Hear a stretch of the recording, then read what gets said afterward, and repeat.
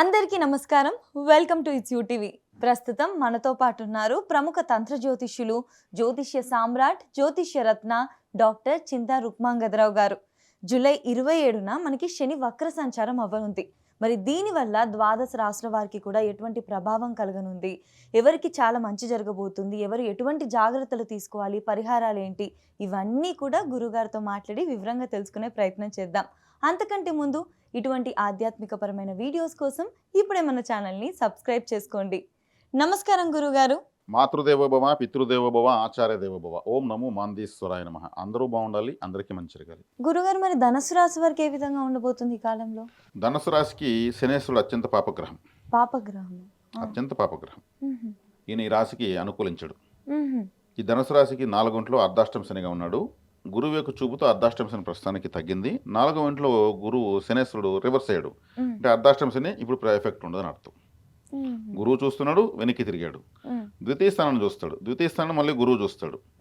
కాబట్టి నువ్వు ఇబ్బంది పెట్టాలంటే నేనున్నాను ఇక్కడ అని గురువు కాసుకున్నాడు అనమాట. కాబట్టి శని వక్రించి ద్వితీయాన్ని చూసినా, 7వ స్థానాన్ని చూసినా గురువు యొక్క చూపు తీసుకుని మళ్ళీ చూస్తున్నాడు శనేశ్వరుడు. కాబట్టి వీళ్ళకు పాపగ్రహం అయినా కానీ బాగుంది, ఇబ్బంది ఏం లేదు. ఈ కాలంలో వరకు మాత్రమే కదా గురుగారు? అంటే గురువు యొక్క చూపు ఉన్నంత వరకు బాగుంది. మళ్ళీ వక్రత్వం పోయినా మళ్ళీ కూడా గురువు చూపు ఉంటుంది. గురువు చూపు ఉన్నప్పుడు ఏలినాటి శని పనిచేయదు. గురువు చూపు ఉన్నప్పుడు అర్ధాష్టమ శని, అష్టమ శని పనిచేయదు. గురువు చూపు ఏ గ్రహం పైన పడుతుందో ఆ గ్రహం గురువు యొక్క శక్తిని లాక్కున్నట్టే. అప్పుడు ఏమవుతుంది? శుభ్రమవుతుంది, పాపత్వాన్ని కోల్పోతుంది. అత్యంత శుభగ్రహాలు కదా గురువు, శుక్రుడు వీళ్ళంతా. కాబట్టి శుభగ్రహాలు చూపు ఉన్నప్పుడు పాపగ్రహం ఏం చేస్తుంది? పాపత్వాన్ని కోల్పోతుంది. ఆ యొక్క బెనిఫిట్ ఇప్పుడు ధనుసు రాశి వాళ్ళకు ఉంది. కాబట్టి ధనుసు రాశి వాళ్ళు చక్కగా దీని గురించి ఆందోళన చెందాల్సిన అవసరం లేదు. వీళ్ళు గురుచరిత్ర పారాయణం చదవడం మంచిది, గురువులకు సేవ చేయడం మంచిది. అదేవిధంగా ఇంకేం చేయొచ్చు? వీళ్ళు పితృ ఆరాధన, అంటే పితృ ఆరాధన తండ్రి కూడా గురువే కదా.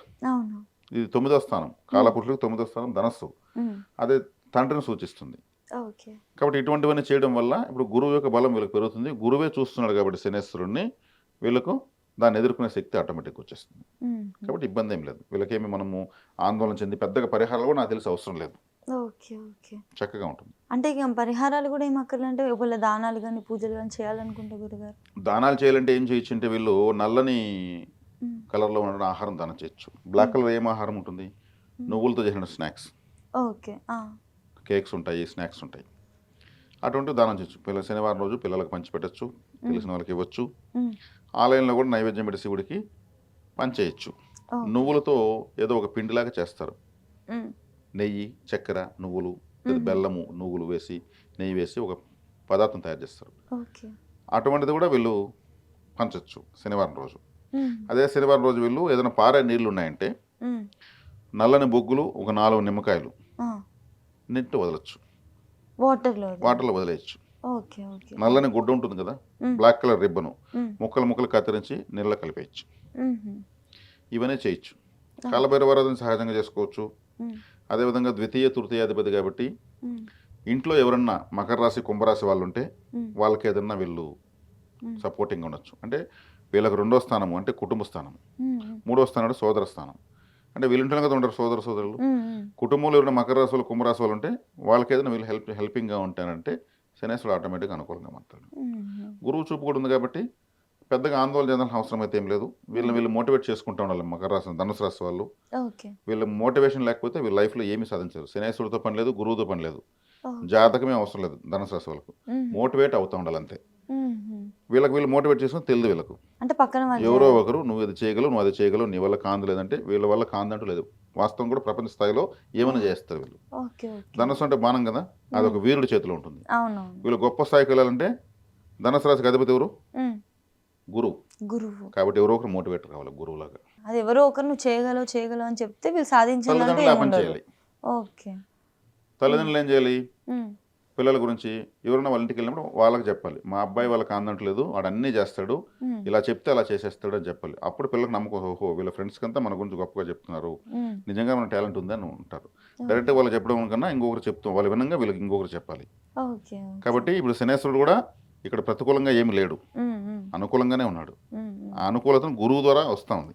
ఓకే. కాబట్టి ధనుసు రాశి వాళ్ళు విశేషంగా ఈ విధంగా వీళ్ళు ప్రొసీడ్ అవ్వడం వల్ల ఈ శని వక్రతం పెద్దగా ఏం బాధించదు. ఈ 2026 సంవత్సరం జూలై 27 తారీఖు శని గ్రహము వక్రగతి ప్రారంభిస్తుంది. ఈ శని మీనరాశిలో వక్రారము ప్రారంభిస్తాడు. మరి ఈయన శని వక్రిస్తే శని కర్మకారకుడు. శని కర్మకారకుడు అంటే ఏమి? కర్మ అంటే ఏమి? ప్రతి పని కర్మే.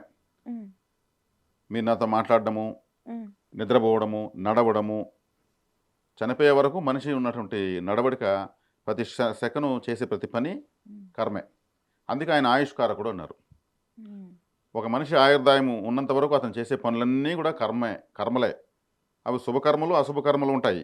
కానీ ఆయన ఈ కర్మకారకుడు కాబట్టి ఏ కర్మలైనా కూడా శని యొక్క ప్రభావంతోనే ఉంటాయి.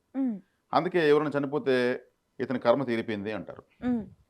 అంటే ఇంక అతనికి చేసేదని పని లేదు, అందుకే ఆయన చనిపోయాడు, అయిపోయింది, మనకే ఇంకా కర్మ తీరలేదు, మనం ఇంకా బతుకున్నామని వేదాంతంగా మాట్లాడతారు కొంతమంది పెద్దవాళ్ళు. అవునవును.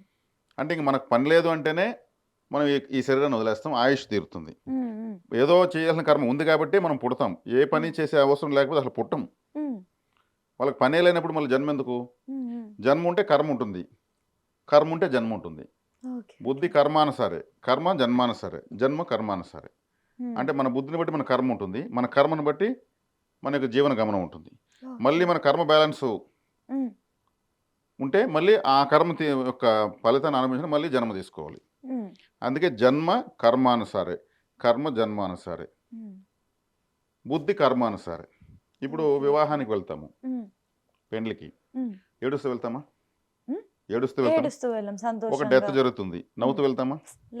అంటే బుద్ధి కర్మానుసారే. అక్కడ ఉన్నటువంటి కార్యక్రమాన్ని బట్టి మన యొక్క బుద్ధి ఉంటుంది. అవును గురుగారు. అక్కడ ఉండే ప్రోగ్రామ్ ఏంటి, ఆ ప్రోగ్రామ్ తగిన విధంగా మనం బిహేవ్ చేస్తూ వెళ్తాం. అంటే మన యొక్క బుద్ధిని బట్టి ఆ కర్మ అనేది జరుగుతూ ఉంటుంది. ఈ కర్మలన్నీ చూసుకునేది శనీశ్వరుడు. శని యొక్క ప్రభావంతో మనకు అన్ని కర్మలు సంభవిస్తూ ఉంటాయి. ఈ కర్మకారకుడు వక్రించాడు అంటే ఏంటి గురు? రివర్స్ అయ్యాడు అని అర్థం, యూటర్న్ తీసుకున్నాడు అని అర్థం.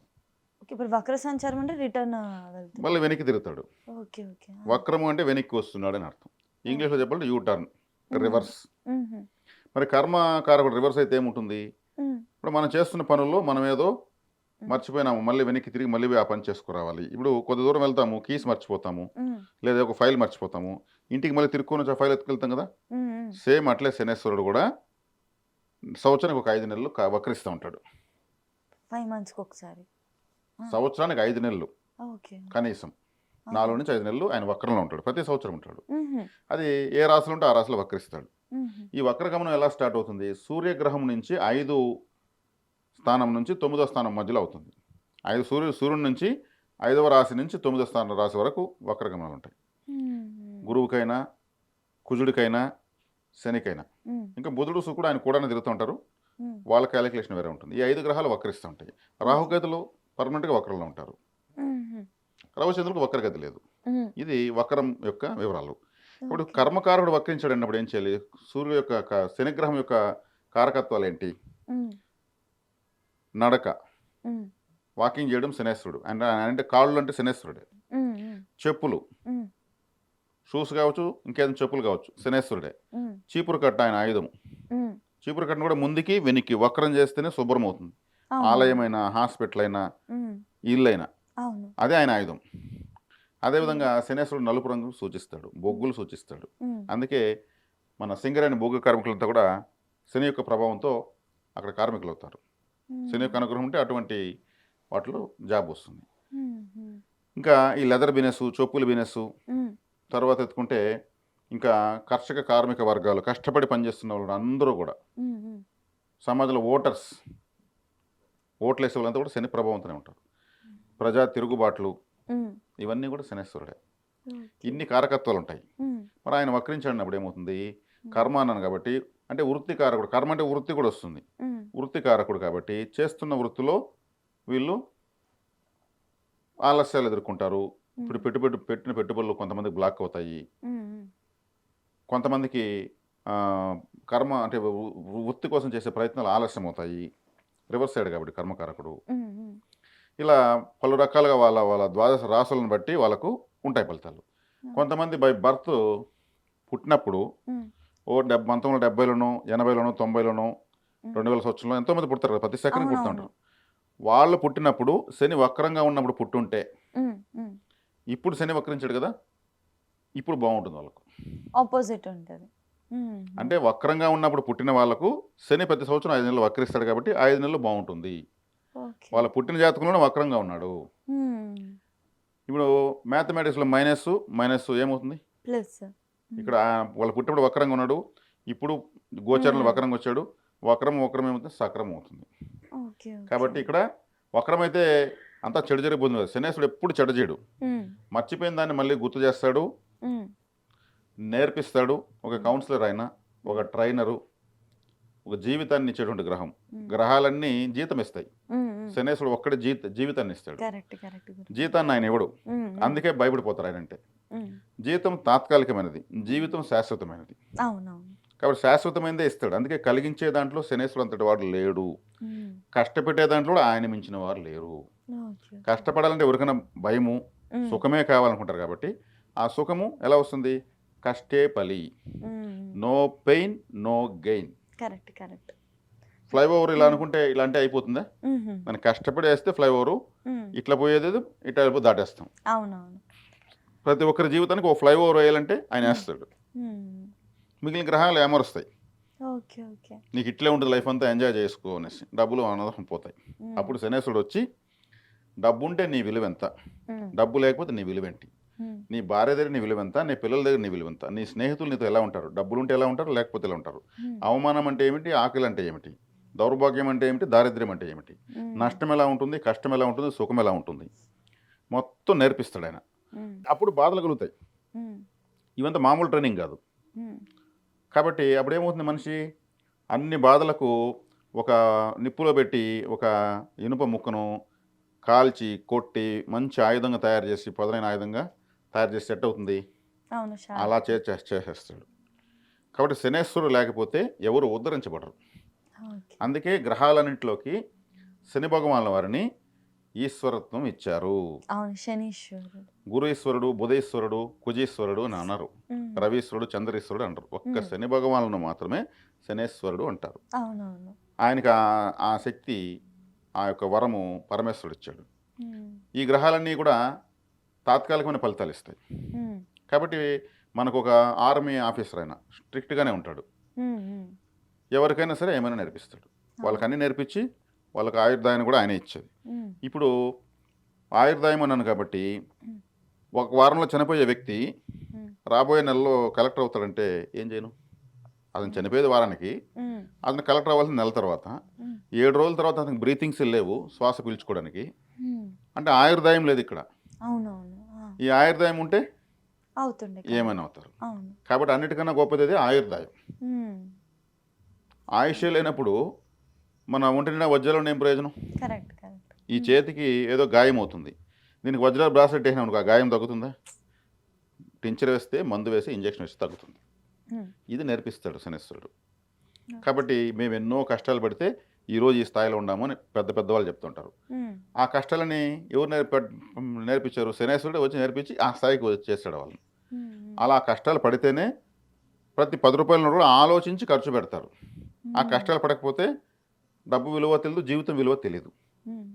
కాబట్టి శని భగవానుల యొక్క మహత్యము, ఆయన యొక్క ఆవశ్యకత ఎంతంటే, నేను చెప్పలేనంత, మీరు వినలేనంత, ఎంత చెప్పితే అంత తక్కువే, ఎంత వినగలిగితే అంత ఎక్కువ ఉంది.